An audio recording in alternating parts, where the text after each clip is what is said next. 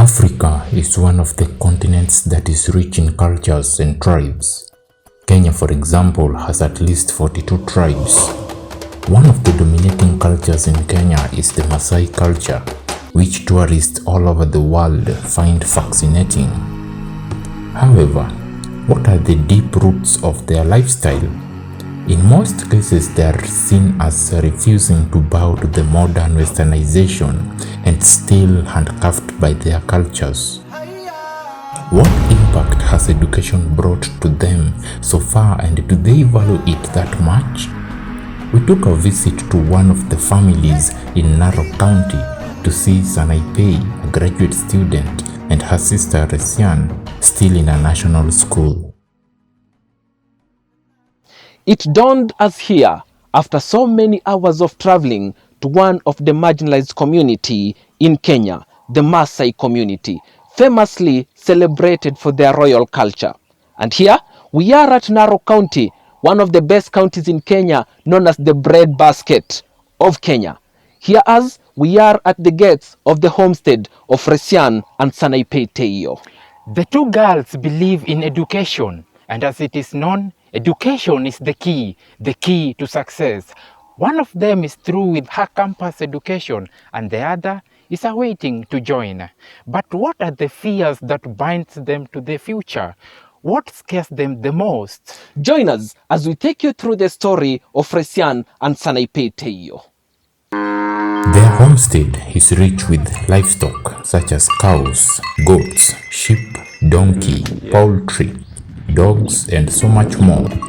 It is a big compound owned by the father, who has married 2 wives. Resian welcomed us to where she sleeps. Oh, karibuni Suba Lane. It is Suba, right? Yeah, Suba. Good morning. Yeah, just habari Lane. Asante, so Yeah. it is Suba. Yeah, Suba Lane. Thank you so much. Okay. It is nice being around here. You're welcome. Karibuni. Yeah. Okay, welcome. Yeah, it's very far. Interior. Asante. Karibuni. Thank you so much. Yeah. Okay, so karibuni. This is our home. We live here. Wow. Yeah. Is this electricity or? No. This is just solar. Solar. Yeah, electricity bado haijafika hapa. Also, hakuna Hakuna stima, hakuna. Ni solar tu. And you are a student, right? Yeah, I'm a student at Lugulu Girls High School. Lugulu Girls, that's a national school. Yeah. Wow, it must be very bright. Yeah. There were a lot of flies around since the milk from the cows attracted them a lot. However, this was paradise to them. She took us further to her small bedroom where she sleeps, changes for school, and the bed seems to be manually made. Part of her traditional attire stays with her in her room. Is it a must for a Maasai girl to put on that before she starts her day outside? Yeah, that's a tradition around here. Oh, the tradition. Yeah. That's nice. Yeah. So, do you sleep alone in the room? Do you have a brother? Okay, this is my room. The boys do not sleep inside the house. They just have their own bedroom now. Yeah. Don't you feel scared, like because we have not seen the compound is not fenced? No. There are no security guards around. Don't you as a lady, don't you feel scared? No, it's not. It's just safe around here. So you believe everything is okay even Yeah, if you sleep alone? Yes. Is it wrong if your brother sits on the bed or someone else is not allowed to sit on the bed? Okay. It's not that. It's not a tradition, but personal stuff. It's your room. Yeah. Okay, so that's nice. So you said you have your eldest sister. Where does she sleep? Like where does she do her personal things? Okay, right now after we finish this, I'm going to take where she sleeps. Then we're going to take her from there. So you're going to wake up your eldest sister. Then from there we are going to milk. You told us girls milk cows, right? Yeah. You are very interested to see that. Like Exactly. we have never seen girls milk cows, so we are very interested with that. Yeah, girls around who do the milking around here. Yeah. So we're just going to do that. Okay. Yeah. So you are done Yes, I'm preparing? done here. Okay. And go So see we her. can go. Yeah. Now this way. Okay, thank you. Okay. And I've never milked a cow before. We're going to try it out. Okay, let's go do it then. Let's go. Having closed for school, they wake up to carry out the house chores and the daily activities. The girls have been allowed to milk the cow, after which breakfast is made. This is Sanipei. Yeah, that's her name. Sanipei. Suva. Super. You're the elder sister. You're the little sister. Yes. Yes. It looks smoky, so can we have a look at the house? Karibuni. Santi. Thank you. So Resian, huku kuna moshi sana. Like don't you feel that it can affect your health? Huku tumezoea moshi, tumezoea since we were young. Na ni kitu tumelelewa hapo. So hatuonangi kama iko na any effect on us. And you being the eldest sister in this homestead, why can't you use the other room? Why are you using the kitchen? She's the eldest, so she has to sleep here because it's her lake, so that she can wake up on time, make the fire. And Oh, everything. and we have seen she has already made the fire. So after this, do you have something else you are going to do after, like you have woken up your sister? So what is the next thing we are going to do? So we're going to milk the cows first so that we can come make tea for the elders. Oh, so you have to wake up early before the elders wake up so that you prepare tea for them. Yes. So that is the role of a Maasai girl in the community. Yeah. And how do you manage? Does each of you have different responsibilities? One is supposed to milk the cow, or anybody can just pick up any role, or you share, or how do you go through it? We cut out the responsibilities together so that we can manage them and work on them a bit faster. Wow, that is interesting. To me, I'm just looking forward to see a girl milking a cow because those are the roles known for the boys, right? Yeah. But it's shocking that the Maasai girls are doing that. That is Sanipei and Resian. So I wish that you take us to the cow stable so that we see how that is done. Okay, right away. Let's go this way. Okay, thank you. Yeah.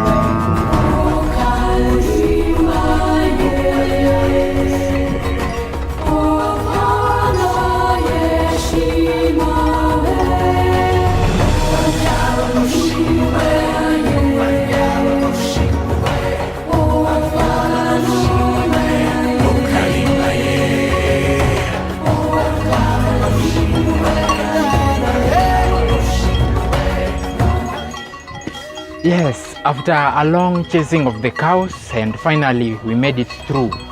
With me, I'm carrying a gourd of milk, and we are just from milking the cow. We are just going to now to make some tea. Let's go. It's interesting being in the Maasai land. What a story, what a culture. We are in the kitchen of Sanipei and Resian, and just here, I've been taught how to prepare tea using these traditional firewoods. So this is tea being made, and we are here to show you more. This is just the beginning. Stay tuned as we get up to our next activity. Sanipei is a graduate student, even though she has gone through quite a lot of challenges in her life. She has never lost hope to get the best. She also has her traditional attire around her. Sanipei, umetupeleka around. We have seen all around here, and the place is so nice.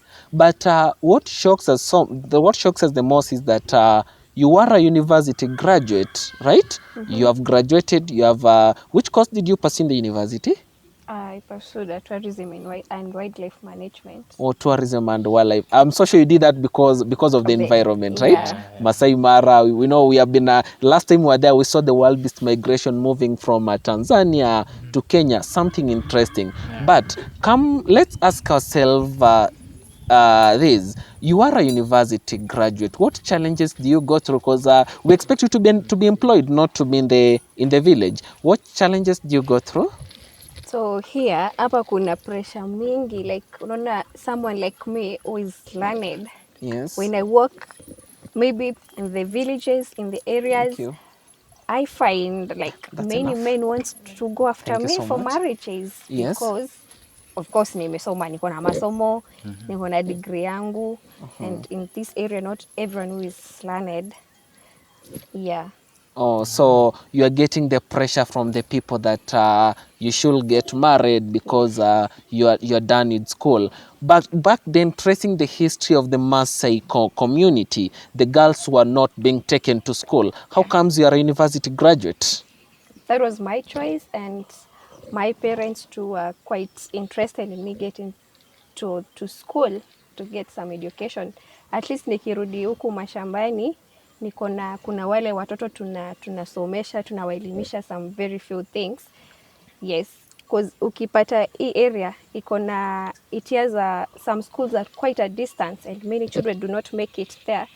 So at least someone with the knowledge like me, I can assist them with getting something little by the time they are growing slowly. Yeah. Oh, so And- so yeah, like Steve, you had a question for Yeah, it. and Resina, what about how do you see your future? Like there are some cultures you've been brought up with that probably FGM, like there are some yeah.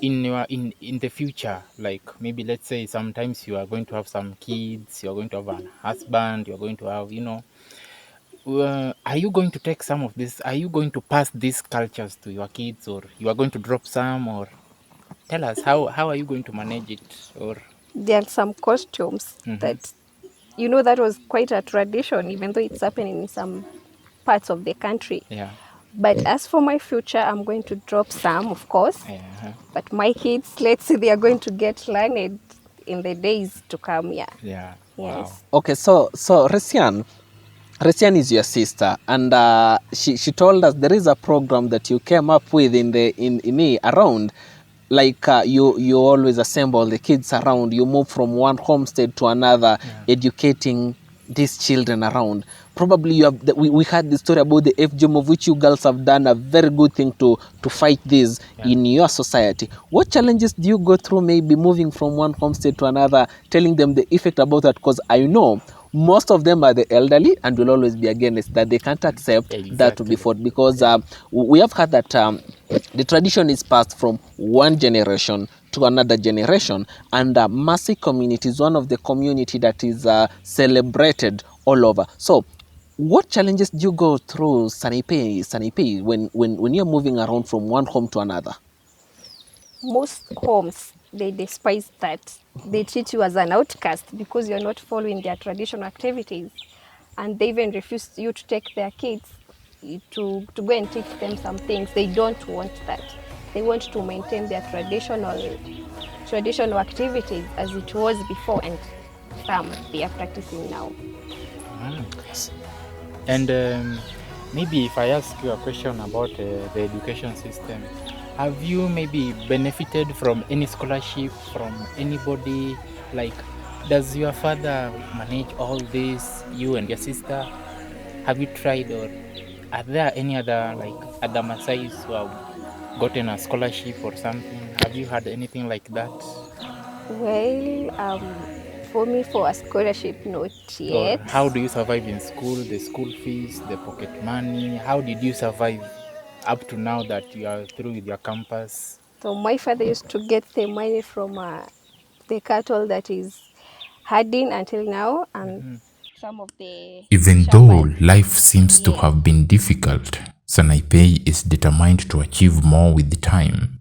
How about her sister, who is bright and almost through with her high school? So, Resian, I see you are washing utensils. Yeah, usafi ni lazima. Anyway, you're still in high school, right? Yeah. What do you want to become in the future? What's your dream? What's your passion?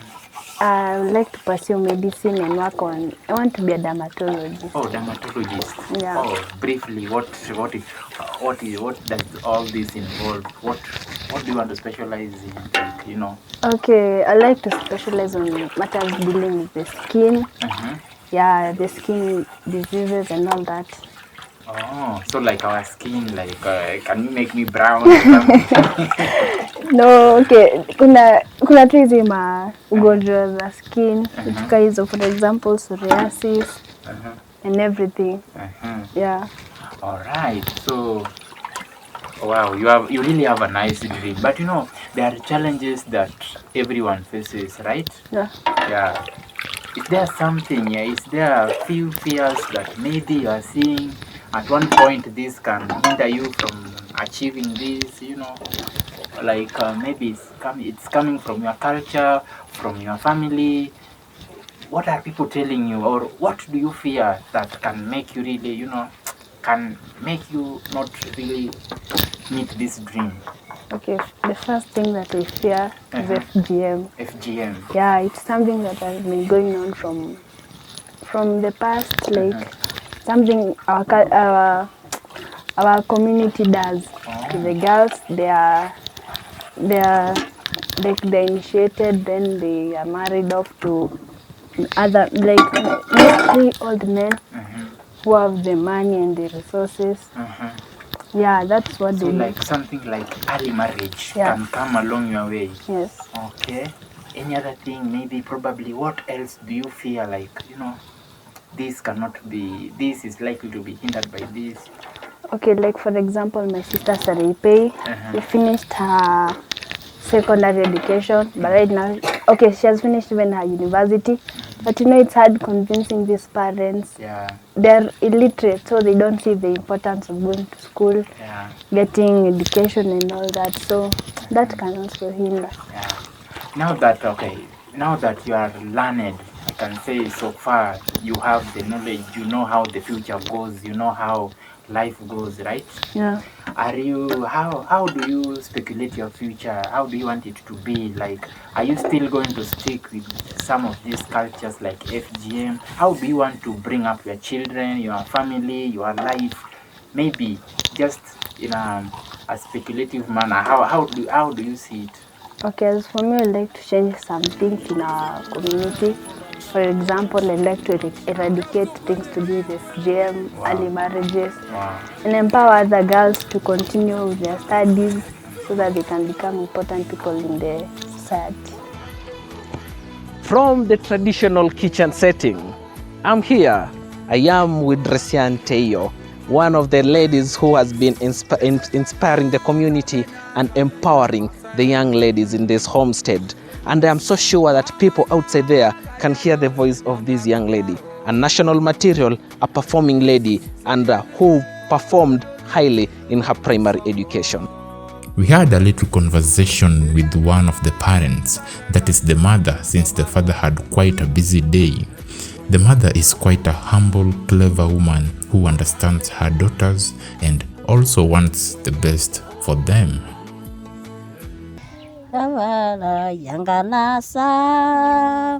Yangangolo geluno yanganasa nairashi yanganasa yangangolo geluno yanganasa nairashi yanganasa yangangolo geluno yanganasa nairashi yanganasa yangangolo geluno yanganasa nairashi. The Maasais have had a long belief in believing in their God. And the song they're singing here, it is one song that praises their God because they have a strong belief that the Creator has always blessed them. So we are here with the family, the aunts to Resian and Sanaipei, and the mother to Resian and Sanaipei. And with me here, I am with my reporter, Ibrahim Okoit, and we want to get a view and the perception, because she has been a mother who has supported education in this community, and she has been the lead in fighting the female genital mutilation. Mama Resian and Sanaipei, tumefurahia sana kukua hapa na tumeenda tukakama ng'ombe, tumekunywa maziwa na yeah, we feel healthy. Tunasikia tuko vizuri sana, sivyo? Tunaweza kaoa simba. So Mama Resian, sasa we kama mama, ni kitu kipi kilikupa motisha kuelimisha wanawake wawili hapa? Kitu ya kwanza, hii watoto ya kike imekuwa ikipitia shida mingi. Kwanza kabisa wanaolewa akiwa wadogo, na unakuta kwamba wakienda pale wanaenda kupitia changamoto mingi ambaye ilifanya kabisa sisi tuanze kupiga hiyo hali ya kukaa nyumbani, kuolewa haraka na kutosoma. Na ndipo mimi nikaona kumbe kuwa na kiongozi kina mama ni kitu ya maana. Na labda mtazamo wa jamii walichukulia jinsi ambavyo umewasomesha watoto wako wa kike? Jamii walishangaa kwanza, wakafikiria kwamba haiwezekani. Lakini nami nikaona inawezekana, kwa sababu nilienda nikatembea mahali mingi, nikakuta kumbe pia akina mama wana nafasi katika nchi yetu. Hata ya kuongoza iko wa mama kuongoza. Na pia sisi hali ya kanisa nimeletea sisi mabadiliko mingi. Kwa sababu kanisa tunaona kwamba iko wa mama anaongoza kanisa, iko wa mama wanapewa viti mbalimbali, na ndipo tukasema kumbe hata watoto wetu itaweza. Ni kazi zipi za ziada ambazo wewe hufanya ili kuwezesha kulipa karo ya shule? Na kuna baadhi ya watu au wafadhili ambao wamekusaidia kuelimisha watoto wako, ama kuna changamoto ambazo umepitia wewe kama mama kuelimisha wanawake wa kike? Jambo la kwanza, unakuta kwamba kuna changamoto mingi, kwa sababu wakati mingi sisi nategemea ng'ombe. Na ukiona kama jana kulikuwa na kiangazi, wakati mwingine hakuna, huwezi uza ng'ombe, imeshikwa na kiangazi, na hiyo ng'ombe ndio unaweza uza ndio watoto waende shuleni. Kwa hivyo unakuta kwamba wakati mwingine ina changamoto yake, lakini hatujapata hasa watu wa kuwafadhili, lakini sisi wenyewe tunajaribu. Na utachukuliaje ukipata wafadhili ambao watajitolea kuwasomesha watoto wako hadi viwango vya kimataifa, viwango vya juu, hasa wale wafadhili wazungu? Hiyo sisi nafurahia sana.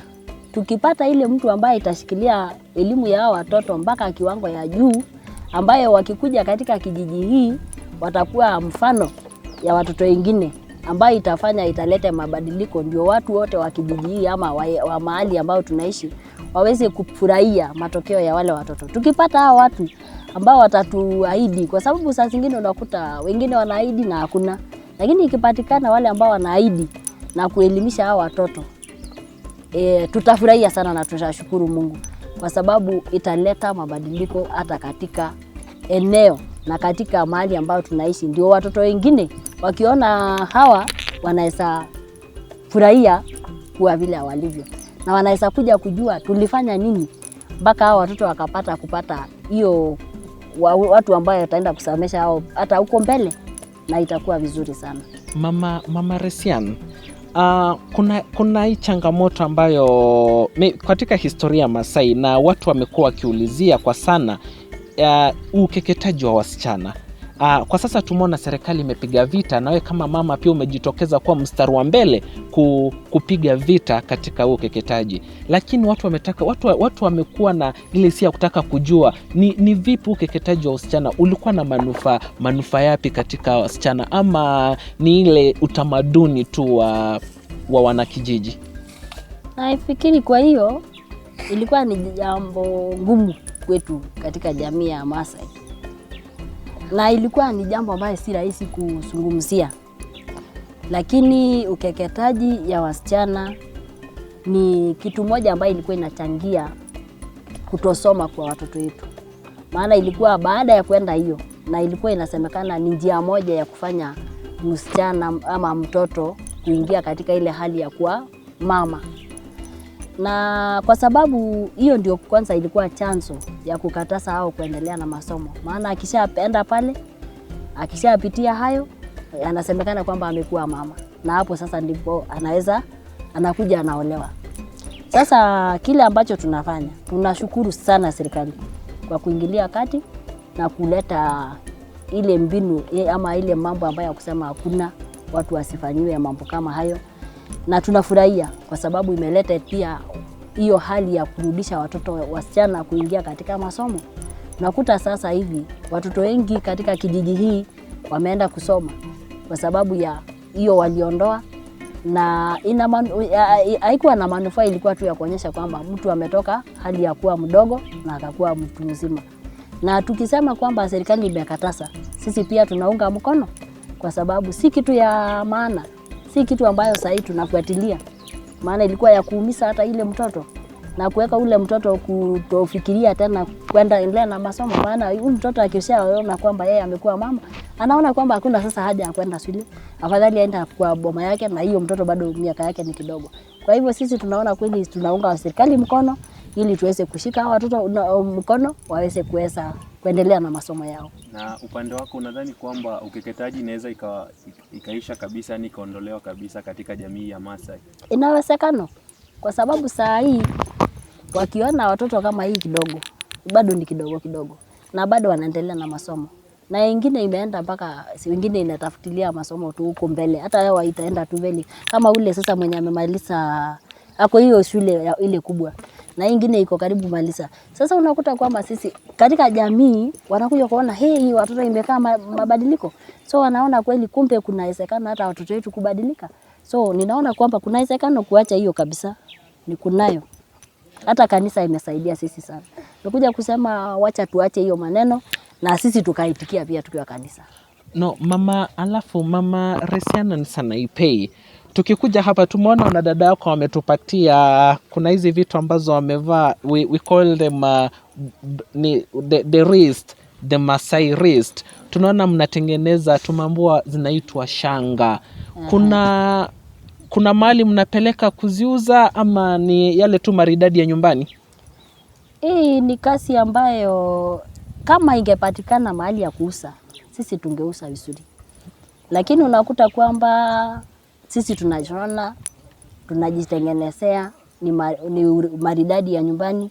Na pia iko wale wa kuuza, sisi tunausia hao na bei ya chini kwa sababu sisi hatuna market.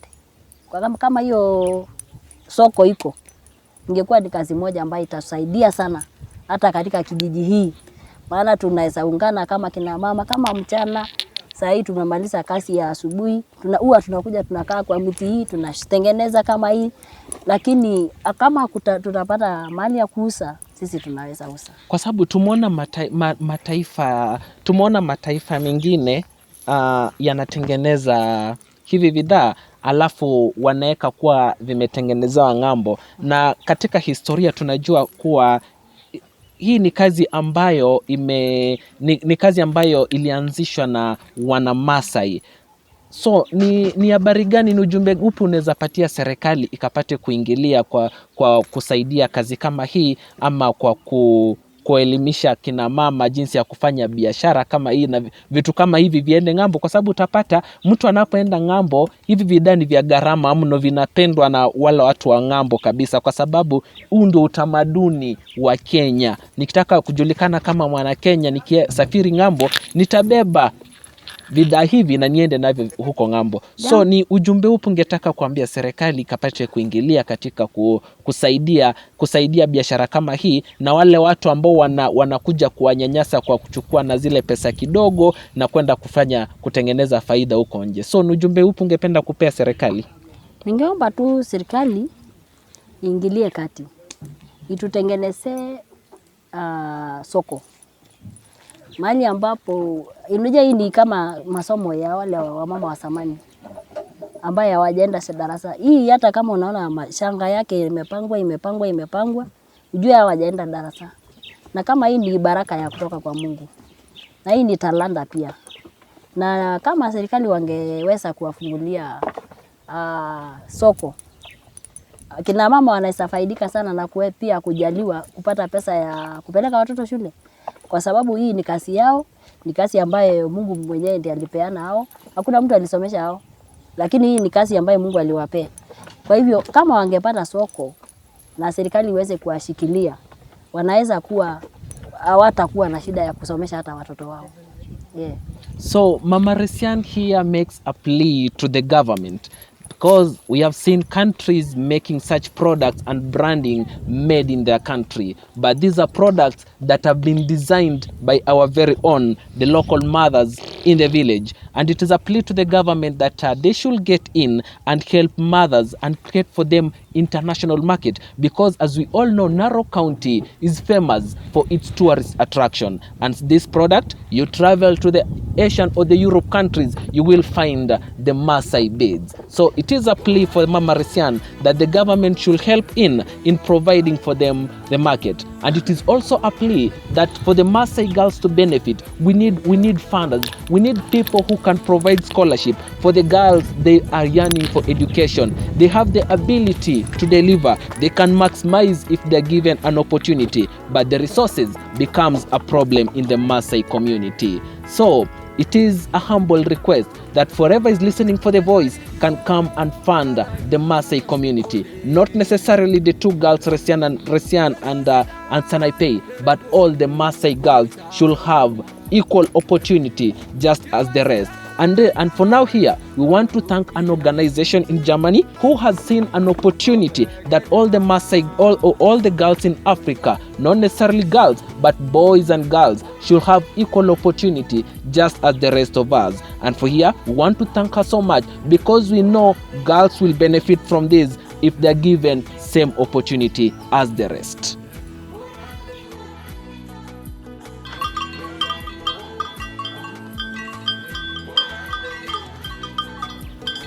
Thank you for airing out this story. We hope that the voices of other girls will be heard and the girls suffering will be helped. We as the Maasai sisters, we thank you for visiting us, and may God bless you so much for this humble time you've been with us all.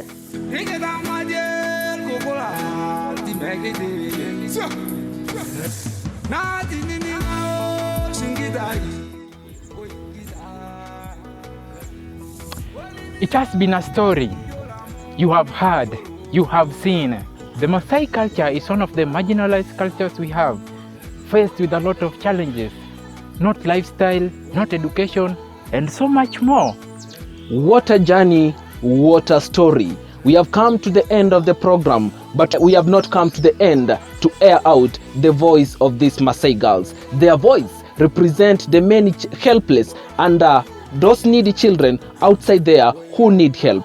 As we all know, education is power, and knowledge can make us achieve a lot. I have been your host, Simon Collins. And Austin Otieno.